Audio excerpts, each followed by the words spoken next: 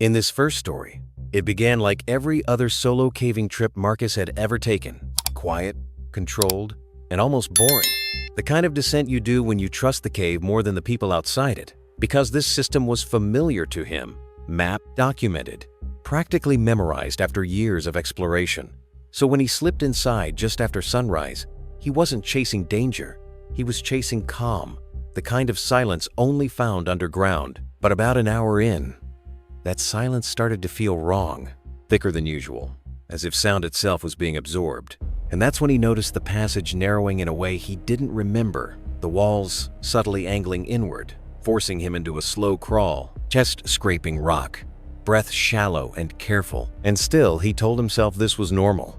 Caves shift, maps aren't perfect.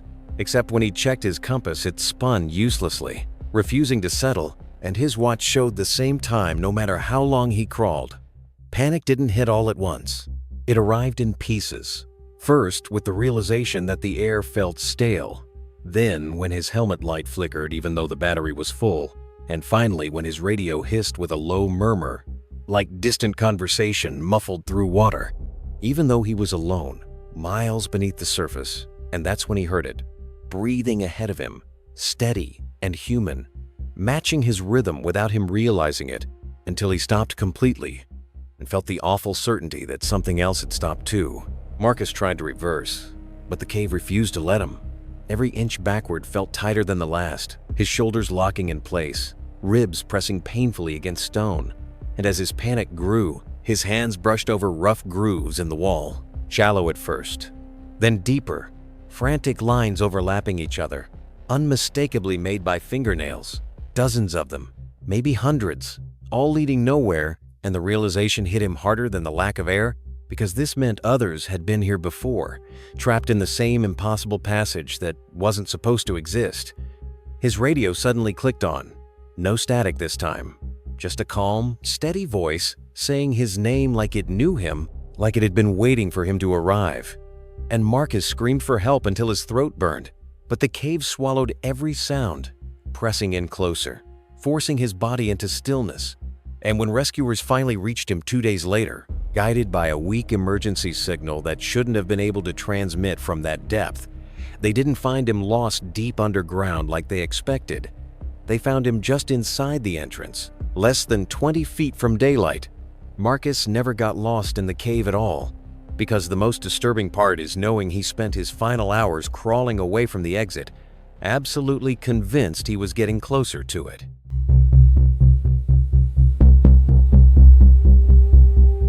In the second story, it was a solo mistake, the kind that starts small enough to feel harmless, because Evan wasn't reckless or untrained, just confident in a quiet, ordinary way, the kind of person who believed preparation could control anything. And that belief followed him underground when he decided to explore a lesser-known cave off a marked trail, telling himself he'd only go a short distance in and be back before sunset. At first, the cave felt forgiving, wide enough to stand, dry enough to move easily, his footsteps echoing in a way that made the space feel open instead of threatening. And for a while, that confidence seemed justified, until he noticed how quickly the temperature dropped, how the air felt colder with every step forward, like the cave was breathing inward instead of out. Evan kept going, marking his path with chalk like he always did. But after turning a corner, he stopped short, because one of his markings was already there, fresh and white, exactly where he hadn't been before. And his first instinct was denial, telling himself he must have forgotten, must have looped around without realizing it. Except when he checked his map, the passage shouldn't have curved back at all. The deeper he went, the quieter the cave became, not just silent, but muffled, as if sound itself couldn't travel properly anymore. And when his headlamp flickered, he laughed nervously, tapping it like that would fix the unease growing in his chest, until he realized the flicker wasn't random. It happened every time he stood still, and stopped the moment he moved again, like the darkness preferred him in motion. Evan tried to retrace his steps, following his chalk marks backward, but they didn't line up anymore. Some smudged, some leading into dead ends that hadn't existed before. And that's when panic finally arrived, sharp and undeniable, because the cave no longer felt like a place he was inside of. It felt like something he was part of. Hours passed without any sense of time. His watch frozen, his phone dead, and at one point he swore he heard footsteps behind him. Slow and careful, stopping whenever he turned around. And when he shouted, his voice came back altered, stretched, like it didn't belong to him anymore. Rescuers eventually found Evan the next morning after his car sat untouched overnight. But they didn't find him deep in the cave where he'd planned to explore. They found him curled up near the entrance, covered in chalk handprints that weren't his. Eyes open, breathing shallow, unable to explain how he got there. Evan never said the cave tried to kill him, because according to him, the most terrifying part was realizing it didn't need to. It just needed him to walk until he forgot which way out felt real.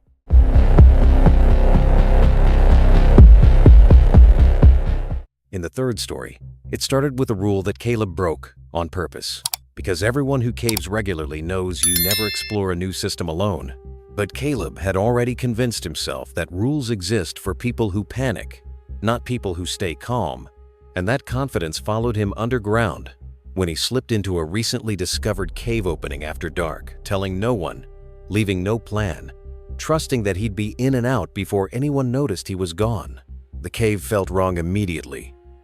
Not dangerous, just unfinished, like it hadn't decided what it wanted to be yet.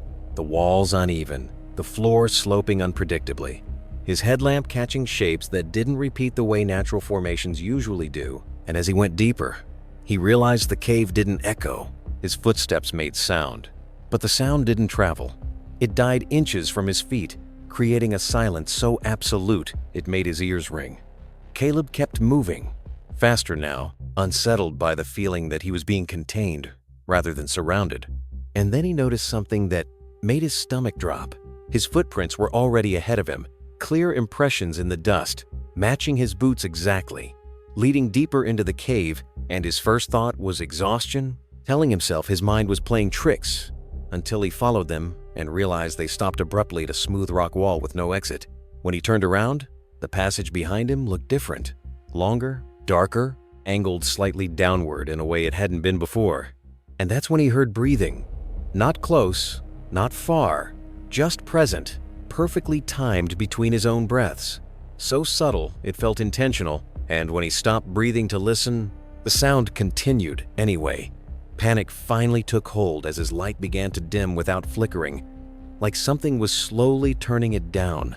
And in the growing darkness, he saw handprints forming on the walls, not touching him, just appearing one by one, guiding him forward. And against his better judgment, against every instinct he had, he followed them, because the fear of standing still felt worse than the fear of moving. Caleb was reported missing 2 days later, but he wasn't found deep in the cave like search teams expected. They found him sitting upright near the entrance, clean, uninjured, eyes open and glassy, unable to explain where he'd been, only repeating the same sentence over and over, that the cave never chased him, never trapped him. It just showed him where to walk, until he forgot which direction felt like escape.